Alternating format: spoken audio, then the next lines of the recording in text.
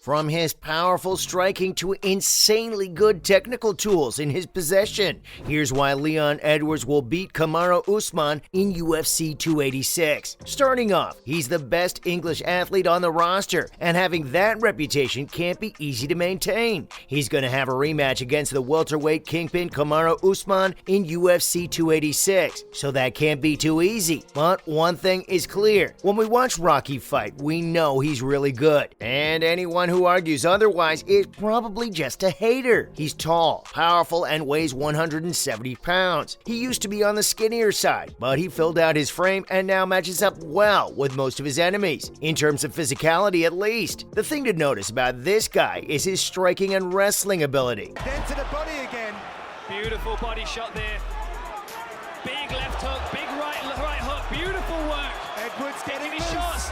Shoots for the takedown again. Edwards changes levels. Nice. He jabs more often than most southpaws. When he's faced with an opponent, he still hand fights and carries with his lead hand. They all have to, but he's far more willing to slap down his enemy's lead hand and then step into a jab. Not everyone does that. He commonly follows up with the left afterward, which lands with better accuracy since he already found his range with both the hand fighting and previous jab. Why is he that good, one might wonder? It's of no surprise when you find out that he spent some time at the American Kickboxing Academy. This resulted in his immediate improvement, making him one of his division's top wrestlers. He's a very difficult opponent to take down, and his approach to top control is very much the same as AKA's other top fighters. Even the best converted non-wrestlers tend to have average shots, but that isn't the case for Edwards. Not only does he duck down into the double leg with good speed, he takes an angle instantly upon hitting his foe's hips. So far, he's not letting him come in, hit him with that big straight right look. He gets, oh! Gonna goes down. Leon Edwards is pouring on the pressure. Oh, he's hurt. He's only got a few seconds here. Last 15. He's in his prime and has enough technical tools to give anyone trouble. And right now, his foes should be shaking in their boots, if they aren't already. Whether he can do so without getting cracked in the process is a big question. But for my money, he's one of the most dangerous threats to the UFC. Kamaru also isn't one to be underestimated. He's one of the best examples of a dominant champion in the MMA. Still feels good and confidence right now too. And of all the superlatives,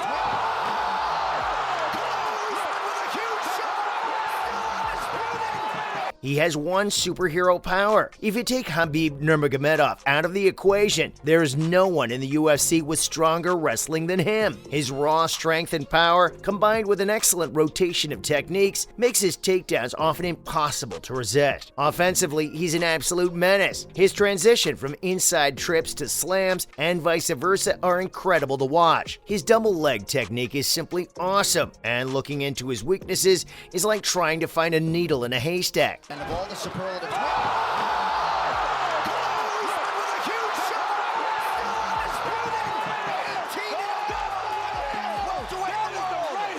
It's pretty darn difficult, and you don't want to mess with his striking power. But the question remains, who's gonna win in a fight where Edwards and Usman come face to face? Well, I still believe it'll be Leon, only because he's the better striker out of the two. The Nigerian Nightmare is a powerful wrestler, and he's sharpened his striking skills as part of his evolution as a mixed martial artist. But his striking is almost exclusively restricted to boxing. Not allowing Usman to get to go.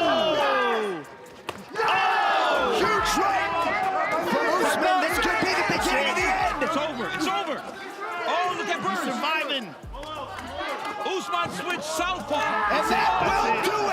It might be due to the wear and tear on his knees, but he doesn't use any kicks or knees for the most part. Instead, he is a stance switcher who relies on jabs, then straights, and crosses. As a southpaw, Rocky uses his lead hand to neutralize his opponent's jab by trapping their lead hand, and he's pretty good at it. It's been proven his upcoming enemy hasn't been able to figure out how to fight him. Once, he placed his head right into the path of a seismic head kick. The setup setup for such kicks will be yet another threat, and the Nigerian Nightmare will have to be careful. Not only is his strike better, but Edwards' wrestling is also superior. Despite what fans might have made of his performance at UFC 278, his defensive wrestling stood up to Kamaru's offense before he tired. A lot of the Nigerian's takedowns came from the clinch, as they always do. He excels in these clinch sequences, and in his first round, his defense was impregnable, if you remember. But in case you don't, let me take you down memory lane. He used his forearm and framed it against his jaw, then shoved it away to break his posture. This created space and denied the Nigerian Nightmare the closeness he needed to bully him. When he turned in at an inward angle to improve his chances for a takedown, Rocky didn't counter him with an elbow from the non-framing side. This happened after he tried stepping across him, but instead Edwards tripped him to secure a takedown. So yeah, he can build off this success to be better prepared for their rematch. It was pretty evident in their second fight that his takedown would have been better if he hadn't somewhat gotten tired. And he knows that, because Leon is also a victim of his environment. He's a fighter who rarely messes up in his fights. He is also often in a marvelous physical condition. But if you remember, UFC 278 took place in Salt Lake City, and that's at a high elevation, so the air is thinner there. That makes it difficult for fighters to fuel their muscles with oxygen. This high elevation took away Leon Edwards' energy. He grew tired far quicker than he usually does. The Nigerian Nightmare, who trains at a high elevation, benefited from this. This won't be the case in their rematch. Rocky won't tire out as quickly at a lower elevation, and that's why he's going to be in better shape and position to make sure he wins against his opponent. Not only is he going to win because of that, but because his opponent is coming off a brutal knockout. Those effects of being knocked out can't be taken lightly. Most of the time, fighters are a shell of themselves after suffering such losses. Khabib Nurmagomedov knows Kamaru Usman well, and he's claimed he's doubtful his friend will ever be the same fighter, which is pretty upsetting for him. But that is good news for one person. The Nigerian won't improve from a physical standpoint moving forward, because it wasn't an ordinary loss. He wasn't dropped and then finished with follow-up punches. Oh no, he was flattened by a brutal head kick, and that left him stiff and gaping. Because of that, now his ability to take shots may be compromised. If that's the case, he won't be as good in his upcoming bout. But his issue with the brutal knockout isn't the only problem. He may also not have had enough time in the gym. Sure, he's a highly skilled mixed martial artist, but unfortunately, skills alone aren't always enough to guarantee victory in the cage. Sparring and training in the gym are extremely important when it comes to fine-tuning a fighter's reaction. Against fighters like Edwards, it'll be even tougher, and it's fortunate for him that Usman might not have had time in the gym,